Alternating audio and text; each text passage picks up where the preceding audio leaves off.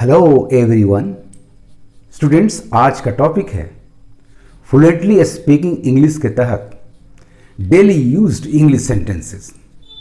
Sentences ने वाला है, ने को है, ने वाला हूं, ने को हूं आदि पे आधारित होंगे।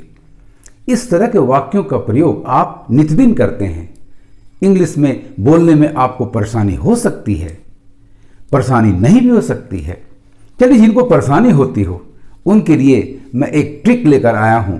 आप उसे गौर से देखें, ध्यान से देखें, रोज बोलने का प्रयास करें, रोज उसे प्रैक्टिस करें, morning to evening, every day. कभी आपको दिक्कत नहीं होगी। तो पहला सेंटेंस होगा ने वाला हूं एटसेट्रा, और ने को है, ये फ्यूचर एक्शन दिखाता है। मैं आने वाला हूं, मैं खाने को हूं, वह जाने वाली है, वह जाने को है। इस तरह के वाक्यों को इंग्लिश में ट्रांसलेट करने के लिए आपको यूज करना है is, am, are plus infinitive verb, that is to plus main verb number 1। Subject के अनुसार आप इज, एम, आर का प्रयोग करेंगे, वर्ब टू बी का प्रयोग करेंगे, और जो भी काम आप करने वाले हैं उसे इन्फिनेटिव में ले आएंगे। फॉर एग्जाम्पल, यदि आप बोलना चाहते हैं मैं आने वाला हूं, तो आप बोले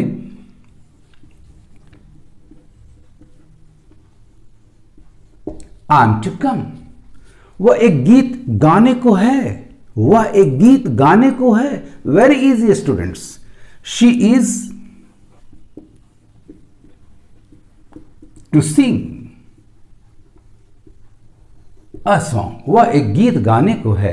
she is to sing a song.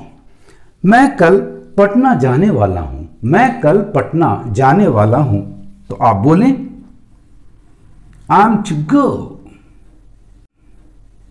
कहां? Patna. I am to go to Patna. कब? टाइम देना है, टाइम दे दीजिए। I am to go to Patna tomorrow.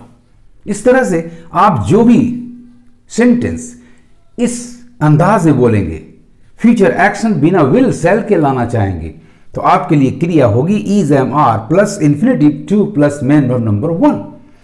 यदि आप कहना चाहते हैं कि वह यहां आने वाली है, वह यहां आने वाली है, तो आपका सेंटेंस होगा she is to come here, she is to come here. So I am to come, मैं आने को हूं या मैं आने वाला हूं। She is to sing a song, वह एक गीत गाने को है, एक गीत गाने वाली है। दोनों एक ही चीज है। Don't worry. I am to go to Patna tomorrow, मैं कल पटना जाने वाला हूं, मैं कल पटना जाने को हूं। She is to come here, वह यहां आने वाली है, वह यहां आने को है।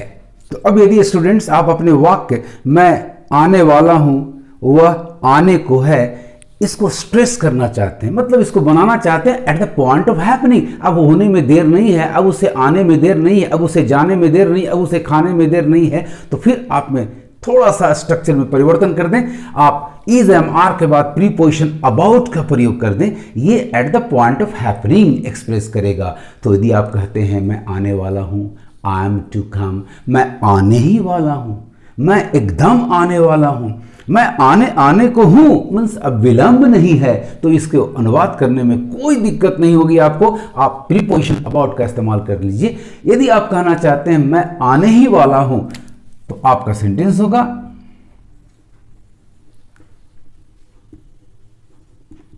आई am about to come. Bus खुलने ही वाली है, अब देर नहीं है भैया, चाय पीना जल्दी से पी लो और बैठो गाड़ी में अंदर। तो बस खुलने ही वाली है, आपका सेंटेंस होगा the bus is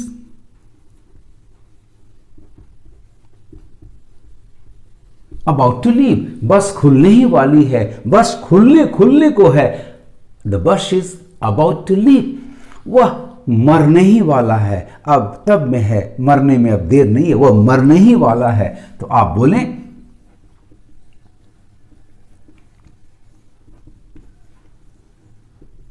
he is about to die, he is about to die. वह मेरी पुस्तक लौटाने ही को है, वह मेरी पुस्तक लौटाने ही को है। तो he is about to return my book. वह मेरी पुस्तक लौटाने ही को है, लौटाने ही वाला है। He is about to return my book. तो आप नॉर्मल सेंटेंस बोलेंगे जिसमें ही या अवश्य नहीं लगा हो, एकदम नहीं लगा हो, तो आप simply is am are to plus main verb number 1 का इस्तेमाल कर दें। जैसे ही उसे at the point of happening बनाएं, तुरंत होने का अर्थ दिखाएं, तो आप अबाउट प्रीपोजिशन का इस्तेमाल कर दें।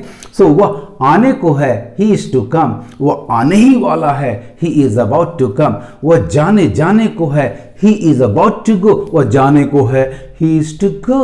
तो इस तरह से आसानी से आप अपना काम करेंगे और जरा भी संकोच, हिचकिचाहट नहीं होनी चाहिए अंग्रेजी बोलने में। I am about to come, मैं आने ही वाला हूं। The bus is about to leave, जल्दी करो, बस खुलने ही वाली है, नहीं तो छूट जाएगी।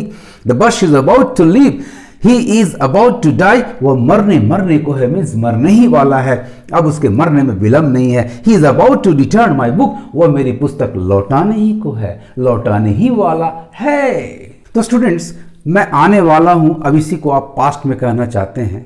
मैं आने वाला हूं मीन्स मैं आऊंगा, मैं आने वाला था, मैं आता पर किसी वजह से नहीं आ पाया, यानी पास्ट टेंस में आप ले जाना चाहेंगे तो वेरी सिंपल। जैसे ही आप कहेंगे ने को था, ने वाला है, मैं आने वाला था, मैं आने को था, तो आपको इज एम आर की जगह पर वॉज और वर का इस्तेमाल कर देना है और followed by two plus main verb number 1। यदि इस पर स्ट्रेस देते हैं, at the point of happening express करना चाहते हैं, वह आने ही को था, वह आने ही वाला था, तो फिर यहां इज एम आर के साथ जैसे आपने प्रीपोजिशन अबाउट का इस्तेमाल किया, ठीक उसी तरह से वॉज वर्ब के साथ अबाउट प्लस इंफिनिटिव वर्ब का इस्तेमाल कर दें, आपका काम बड़ी आसानी से हो जाएगा। सो यदि आप कहना चाहते हैं कि वह आने को था, तो आप बड़ी आसानी से कहें वह आने को था, ही वॉज टू कम। आप समय दे सकते हैं, वह कल आने को था, he was to come yesterday. वह जाने को थी, वह जाने वाली थी, तो यू से शी वॉज टू गो। आप कोई एडवर्ब दे सकते हैं, वह तुरंत जाने को थी, she was to go at once. यदि आप स्ट्रेस देना चाहते हैं, at the point of happening express करना चाहते हैं, तो अबाउट का प्रयोग कर लें। जैसे यदि आप कहना चाहते हैं वो आने को था, वो आने ही वाला था, तो आप बोलें he was about to come. वो आने को था, वो आने ही वाला था, he was about to come. वह मेरी बात मानने ही वाली थी, बट मानी नहीं, वह मेरी बात मानने ही वाली थी, she was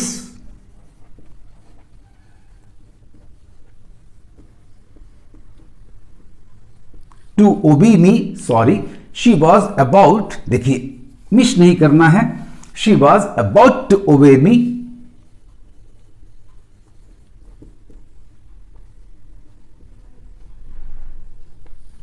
she was about to obey me. Past में आप ले जाएं तो वॉज वर्ब के साथ बिना स्ट्रेस के इंफिनिटिव इस्तेमाल करें। स्ट्रेस जैसे ही देना चाहते हो, जैसे ही आप eight the point of happening express करना चाहते हो, तो was verb about plus infinitive का इस्तेमाल करें। तो यदि आप कहना चाहते हैं वो आने को था, वह आने वाला था, ही वॉज टू कम, वह जाने को थी, वह जाने वाली थी, शी वॉज टू गो। यदि आपका सेंटेंस है वो आने को था, वो आने ही वाला था, he was about to come, वह मेरी बात मानने ही वाली थी, मेरी बात मानने को थी, she was about to obey me, she was about to follow my advice. यदि आप इस तरह के वाक्यों को फ्यूचर में संभावना व्यक्त करने के लिए कहना चाहते हो, जैसे आप कहना चाहते हो वो आने को होगा, वह जाने वाली होगी, तो फिर आप will be, shall be plus infinitive का प्रयोग कर दें। तो यदि आप कहना चाहते हैं वो आने को होगा, तो आपका सेंटेंस होगा he will be to come। वो आने वाला होगा, he will be to come। वो जाने को होगी, वो जाने वाली होगी, संभावना है, फ्यूचर में ऐसा संभावना है, वो जाने को होगी, वो जाने वाली होगी, तो आपका सेंटेंस होगा she will be to go।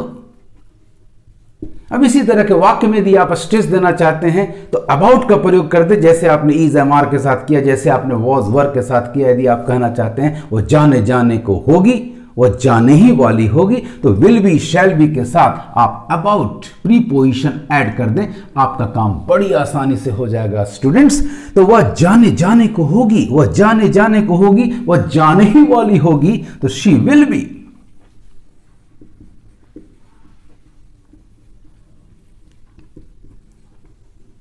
She will be about to go. Bus खुलने खुलने को होगी, बस खुलने ही वाली होगी, तो आप बोलें the bus will B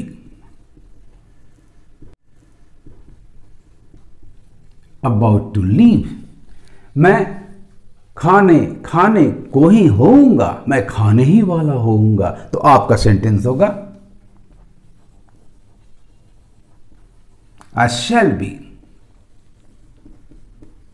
about to eat। I और we फर्स्ट पर्सन के साथ जनरली shall का प्रयोग किया जाता है, बाकी सारे पर्सन्स के साथ आप will का प्रयोग करें। स्ट्रेस हो तो आप will की जगह shall की जगह will कर सकते हैं, नो प्रॉब्लम। तो आप जब भी कहना चाहें, संभावना व्यक्त करना चाहें फ्यूचर में ऐसा होने वाला होगा, ऐसा होने को होगा, तो आप will be के साथ shall be के साथ इन्फिनिटिव का प्रयोग करें। वो आने को होगा, he will be to come, वह जाने वाली होगी, she will be to go। यहां eight the point of happening ज्यादा देर नहीं होगा, ऐसा व्यक्त करना चाहते हैं तो आप कहें she will be about to go, वह जाने ही को होगी, वह जाने ही वाली होगी।